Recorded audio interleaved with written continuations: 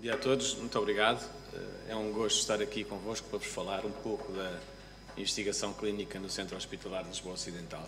Para aqueles que possam não estar familiarizados com o Centro Hospitalar, ele é constituído por estes três hospitais. À vossa esquerda, o mais antigo, o Hospital Egas Muniz, enfim, veio do antigo Hospital Colonial e adotou este nome em 1974. É um hospital com múltiplas valências médicas e que adquiriu particular notoriedade na infecciologia e talvez de certa forma também nas neurociências.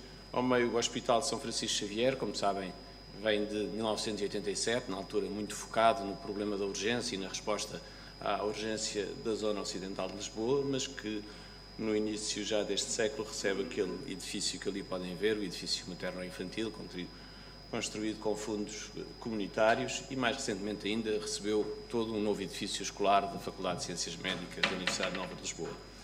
À esquerda, o Hospital de Santa Cruz, muitas vezes conhecido como Hospital do Coração, vem desde 1980 e tem um pendor, sobretudo, ligado à cardiologia e à nefrologia. O Centro Hospitalar constituiu-se em 2006, mas é bom dizer que, antes dessa constituição do Centro Hospitalar, já existia investigação clínica nestes três hospitais. Provavelmente naquelas valências que me referi, que dão mais visibilidade aos três hospitais, mas efetivamente já existia. E, por outro lado, é importante dizer que havia uma relação privilegiada com a Faculdade de Ciências Médicas da Universidade Nova de Lisboa. Com efeito, o Hospital Egas Muniz foi sempre o pilar desta escola médica desde o seu início, porque há uma ligação que, se não umbilical, pelo menos natural com esta estrutura. Em 2006 é criado o Centro Hospitalar e é criado um departamento de investigação clínica. Houve uma necessidade de alguma forma regulamentar aquilo que se passava em relação aos ensaios clínicos nos diferentes hospitais, foi condicionado um pouco o acesso às verbas por parte dos investigadores, mas foi de alguma forma reconhecida a necessidade de haver um departamento de investigação clínica e que à data foi entregue à professora Ana Aleixo. Curiosamente, esse departamento tinha um único funcionário e que felizmente ainda lá está, e que é uma secretária que trabalha a tempo inteiro no Departamento de Investigação Clínica. E foi a pouco e pouco que este departamento foi crescendo, com alguns assessores, todos eles não a trabalhar a tempo inteiro e dedicados a cada hospital, e mais recentemente com uma ligação com o nosso parceiro natural, com a Faculdade de Ciências Médicas, por intermédio da Nova CRU. Como é que nós chegamos a esta questão de transmitir a noção de que a investigação clínica é uma prioridade estratégica? Bom, eu penso que já se falou aqui sim muito de dinheiro, mas eu devo dizer que numa fase inicial a maior parte da investigação clínica representa pouco no orçamento de um centro hospitalar desta dimensão. Nós gostaríamos que no futuro efetivamente viesse a representar muito mais, mas por hora efetivamente é uma gota d'água. Mas então isso não justifica que se faça investigação clínica? Justifica, e justifica precisamente porque há uma ligação íntima com outras qualidades que o hospital deve ter, nomeadamente na disseminação de boas práticas clínicas, na disseminação da cultura de qualidade e na promoção dos centros de referência. Todos aqui sabemos o que são centros de referência. Os centros de referência, podemos andar agora para trás, os centros de referência precisam de uma cultura de qualidade e precisam de ser acreditados e precisam efetivamente de ter boas práticas clínicas. Por outro lado, podemos olhar para a investigação por um outro vetor, que é o vetor, se quiserem, do utilizador, não é? E o utilizador pode ser o investigador, médico, que na altura, de alguma forma, se não estiver ligado à investigação, dificilmente poderá lidar com alguns fármacos de última geração e, de alguma forma, pode também participar em investigação clínica que tenha, efetivamente, uma repercussão em termos de publicação em revistas de fator de impacto particularmente elevado. Naturalmente que os médicos não são os únicos investigadores. Não são, mas eu diria que são a larga maioria dos investigadores no Centro Hospitalar de Lisboa Ocidental. E depois há ainda o doente, não é? O doente é, com certeza, uma parte muito importante deste processo, é um parceiro realmente neste processo e que é cada vez mais um parceiro que está muito atento, que está muito informado daquilo que existe, enfim, o facto de haver uma internet e de haver possibilidade das pessoas procurarem auxílio, sobretudo para doenças crónicas que não têm uma resolução, enfim, à vista, pelo menos nos próximos tempos, faz com que muitas vezes os doentes procurem efetivamente o que se passa em relação a novos fármacos que tenhamos disponíveis para as doenças deles. Eu posso-vos dizer, por exemplo, um exemplo que conheço bem, que é o exemplo da esclerose múltipla, onde a população é razoavelmente jovem, não é? E, portanto, tem enorme informação disponível na net e eu quase que diria que se nós não estamos em cima do acontecimento, no dia a seguir somos informados pelos doentes que há um ensaio com o novo fármaco. Os doentes sabem disto e, portanto, os doentes procuram ativamente e questionam-nos e, efetivamente, têm que ser olhados como um parceiro e não como apenas o objeto do nosso estudo. Depois tivemos que, de alguma forma, envolver o Conselho de Administração. Eu penso que não estaria a ser justo se dissesse que partiu de nós para o Conselho de Administração. Não, partiu do Conselho de Administração para nós. Houve, efetivamente, uma necessidade de fazer alguma formação nesta área que nos permitisse convencer o próprio departamento, mas, sobretudo, o Conselho de Administração, e fazer com que eles transmitissem esta noção de prioridade aos diferentes serviços médicos. Depois, naturalmente, focámos nos nichos com maior desempenho prévio. Ainda hoje, no Centro Hospitalar de Lisboa Ocidental, quase 90% da investigação clínica é assegurada por o Departamento de Cardiologia, o Departamento de Medicina e o Departamento das Neurociências. E depois obrigámos a que houvesse uma ligação com a formação médica pós-graduada. Também temos algumas coisas facultativas, mas entendemos que seria melhor tornar algumas delas obrigatórias. E não existe nenhum interno no Centro Hospitalar de Lisboa Ocidental, à data, que não tenha feito um curso de investigação clínica. Porquê? Porque é no primeiro dia em que eles chegam ao Centro Hospitalar. Têm a sua recepção de manhã, com o Conselho de Administração e o internato médico, naturalmente, e à tarde são obrigados a frequentar um curso de introdução à investigação clínica.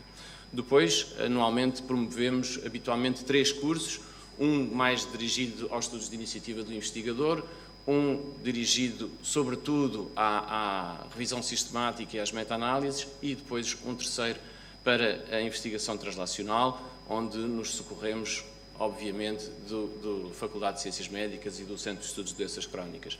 É muito importante ter a noção de que, cada vez mais, a investigação em saúde, que não é translacional, tem provavelmente os dias contados em termos de financiamento e que apenas os estudos que são realmente translacionais e que têm um foco que acaba realmente na clínica acabam por receber financiamento por parte da maior parte das agências de financiamento. Depois angariámos também alguns colaboradores nos diferentes serviços clínicos. Atualmente temos 2 assessores em cada hospital. No Hospital Egas Muniz de Otorrinolaringologia e de Infecciologia, no Hospital de São Francisco da Medicina e da Pediatria e no Hospital de Santa Cruz da Cardiologia e da Nefrologia. E depois chamámos os serviços comuns. Um dos nossos grandes colaboradores é o Dr. Faro Viana, o diretor da Patologia Clínica, que tem sido uma pessoa muito importante na agilização de alguns procedimentos e na operacionalização dos mesmos. E depois também os farmacêuticos. Temos um farmacêutico em cada hospital que tem um tempo dedicado para a investigação clínica. Mas notem, nenhuma destas pessoas está a 100% na investigação clínica. E isso é uma pecha que com certeza faz com que as coisas não andem tão depressa quanto nós gostaríamos que andassem. E isso levou à convicção de que era necessária uma profissionalização. Discutiu-se se deveria ser feita com pessoas da casa ou com pessoas de fora. Se fosse com pessoas de fora, quem deveria ser o parceiro natural para esta profissionalização? E o parceiro foi escolhido com base nestes pressupostos.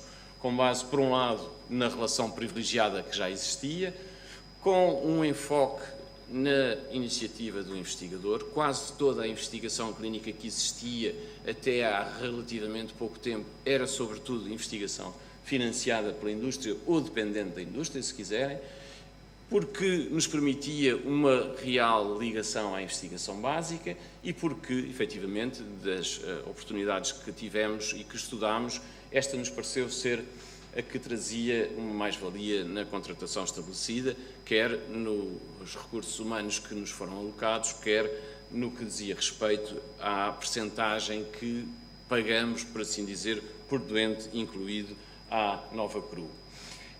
Na Nova Cru conseguimos recrutar inicialmente por ajuste direto e mais tarde por concurso público, inicialmente uma pessoa, depois uma segunda pessoa e atualmente temos 4 coordenadores de ensaios clínicos, todos pertencentes à Nova Cru e que esses sim estão a 100% no departamento.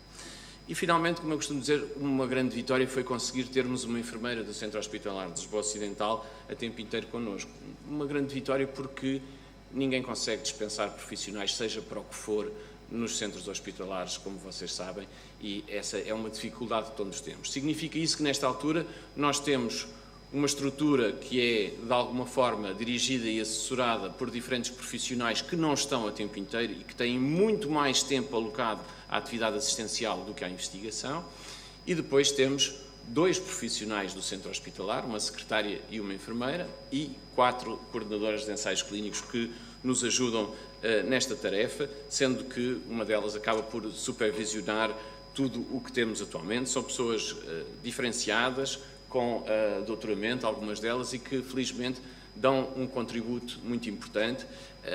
Preocupa-nos o modelo de contratação, mas essa é uma questão um bocadinho diferente. Eu costumo dizer que pouco me importa exatamente de onde vêm, desde que efetivamente estejam devidamente capacitadas e regulamentadas e que de alguma forma pertençam ao centro hospitalar. Não é assim tão importante quem paga, é preciso perceber efetivamente o contributo que estas pessoas nos podem dar.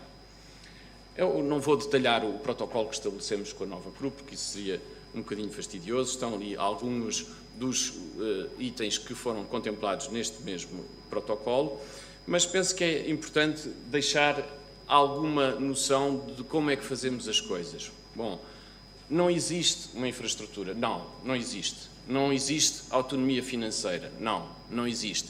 Não existem profissionais dedicados, exceção feita àqueles de que estive a falar. Temos um circuito financeiro montado? Temos, mas não é o ideal. Isto não é uma coisa que nós escondamos, é uma coisa que nós discutimos com o Presidente do Conselho de Administração e Diretor Clínico na semana passada, porque temos também com eles reuniões periódicas para discutir o assunto. O circuito financeiro está muito dependente do Conselho de Administração. Nós conseguimos, de alguma forma, agilizar os procedimentos, escolhendo peças nos diferentes serviços que nos ajudam, naturalmente, mas nem sempre as coisas funcionam. Como acontece por vezes, acaba por, paradoxalmente, ser mais difícil gerir pequenas verbas do que gerir grandes verbas. É muito difícil, às vezes, conseguir pagar a um doente a deslocação ou a alimentação, porque nós não temos autonomia para o fazer sem efetivamente passar pelos financeiros. Portanto, existem aqui algumas coisas que é claramente preciso olhar e depois a relação com a indústria continua a ser uma relação que eu diria que continua a ser baseada nos investigadores e não baseada nem na coordenação nem na estrutura profissionalizada que nos ajuda. Penso que a pouco iremos melhorar, pelo menos temos esperança disso. Depois, que avaliação de desempenho? Bom, já muito se falou aqui assim do que se exige por parte do promotor de rapidez na avaliação do processo. Eu penso que isso foi um aspecto particularmente gratificante para nós, foi perceber que os promotores levantavam cada vez menos questões em relação a isso. Não porque eles não se preocupem, mas porque já sabem que efetivamente as coisas estão a funcionar de forma razoavelmente rápida. Se podemos melhorar, eu penso que sim, com certeza que podemos e devemos melhorar. Depois, olhamos para a taxa de execução contratada e aqui eu diria que estamos aquém daquilo que deveríamos poder fazer se a estrutura fosse diferente.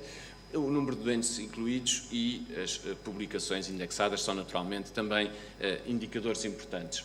Aqui os estudos aprovados, se olharmos, dá a sensação de que não existem assim tantos mais estudos do que existia no passado, mas eu posso-vos dizer também, e aqueles que já estão nos hospitais há muitos anos, recordam seguramente que no passado a maior parte da investigação patrocinada pela indústria eram sobretudo ensaios de fase 4, portanto ensaios de pós-comercialização e portanto nós agora colocamos sempre o enfoque, pedimos sempre, quando nos aparece um promotor que quer fazer um ensaio de fase 4, nós dizemos sempre: sim senhor, nós podemos pensar em fazer um ensaio de fase 4, mas nós queremos da vossa parte também que haja um ensaio de fase 3 ou um ensaio de fase 2.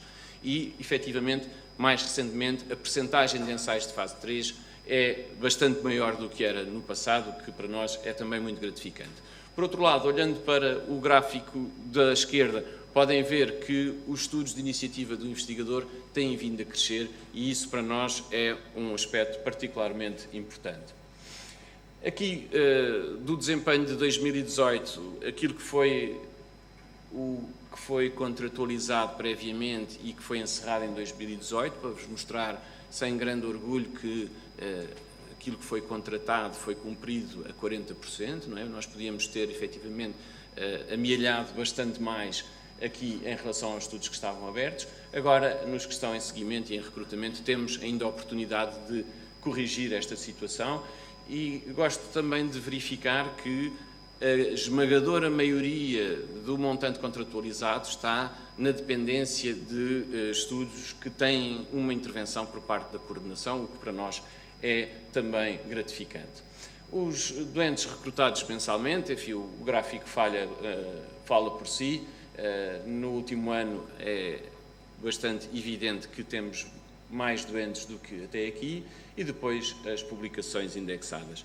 Não, ainda não somos fantásticos, é verdade, ainda vai levar muito tempo, mas como dizem algumas pessoas, eu acho que já ninguém os pode parar, não é? E acho que efetivamente descolou e os médicos estão efetivamente decididos a participar na investigação e cada vez mais a estar envolvidos. O que é que temos para o futuro? Bom, a questão principal é provavelmente esta, de decidir desenvolver a estrutura que temos atualmente, que eu diria que vai ser cada vez mais difícil, mas é possível fazê-lo, naturalmente, ou criar uma estrutura independente. Eu penso que um centro hospitalar com esta dimensão tem que ter uma estrutura própria, esta é uma questão que já tem sido muito discutida, e tem que ter infraestruturas próprias que possam efetivamente servir os ensaios clínicos, servir os doentes, um pouco como vimos esta valência do Hospital de Braga, onde há um espaço para os doentes, onde há camas para os doentes. Nós não temos um gabinete para fazer investigação clínica nesta fase, não é? E, portanto, eu penso que os hospitais têm que, efetivamente, encontrar soluções que permitam uma infraestrutura, que permitam uma maior autonomia. Eu não sou tão favorável à separação na íntegra daquilo que são as verbas da investigação e as verbas do hospital. Acho que é um bocadinho difícil de nós dizermos assim: isto tudo é um trabalho sinérgico e nós queremos trabalhar uns com os outros, mas depois, quando é as massas, estes são daqui e aqueles são dali. Não, eu acho é que quem trabalha na investigação tem que ter uma palavra a dizer nas verbas que são recrutadas. Há isso, absolutamente. Mas não é necessário que se tenha que individualizar. Eu penso que até é conveniente que, de alguma forma, as pessoas de parte a parte participem na gestão de uma coisa e da outra. Depois temos que melhorar também na contratualização, quer na contratualização com o hospital, quer com os serviços, obrigando que o Conselho de Administração dedique uma atenção particular a isto e que se reveja também na administração hospitalar aquilo que diz respeito a um duplo benefício. É porque as pessoas olham muitas vezes apenas para quanto é que o promotor paga por doente. Mas é preciso pensar também que aquilo que o promotor paga por doente, muitas vezes é aquilo que o hospital não paga por esse mesmo doente. E, portanto, há uma dupla mais-valia aqui que é preciso ter presente e que, de alguma forma, os diretores de serviço têm que poder estar envolvidos nesta negociação de o quanto devem promover a investigação clínica nos seus serviços. Depois, a articulação com os cuidados de saúde primários é importante. Nós discutimos um pouco agora a divulgação dos estudos e o método de chegar aos doentes e temos 3 alvos para este ano. O desenvolver uma informação adequada na internet com os estudos que temos em curso por patologia, porque eu creio que procuram-nos mais os doentes na internet do que os promotores em relação aos estudos que temos em curso. Perceber de que forma é que o podemos divulgar também nos centros de saúde e talvez nos serviços municipalizados. Temos uma reunião agendada com a Câmara de Oeiras para podermos de alguma forma tentar fazer uma divulgação maior dos nossos centros e conseguir que tenhamos uma maior angariação de doentes para os nossos ensaios clínicos. Estamos muito longe daquilo que gostaríamos de ter, mas o caminho já começou e eu espero que possa continuar. Obrigado pela vossa atenção.